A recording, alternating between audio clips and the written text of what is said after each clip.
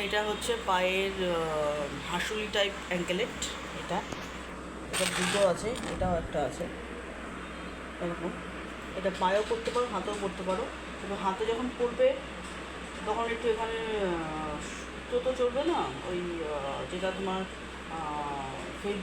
ফেভিকুইক না, সেলটেপ মেনে নিও।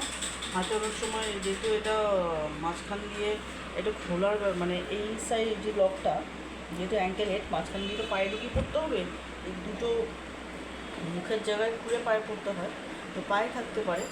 বা পায়েও যদি সেলটেপ মেরে পড়ো, আমার মনে হয় এটা খুলে যাওয়ার পজিশনটা এই অ্যাঙ্কেলটা পাওয়া যাবে, খুলে খুলে হয়তো যেতে পারে, ওখানটা মুখটা আটকে দিয়ে পড়ে, পায়ে পড়ো হাতে পড়ো যেখানেই পড়ো এটা আটকে দিতে পারো।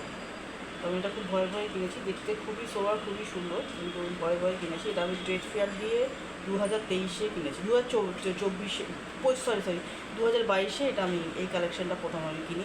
ওই দিল্লি জুয়েলারি যেটা আছে ওখান দিয়ে আমি কিনেছিলাম।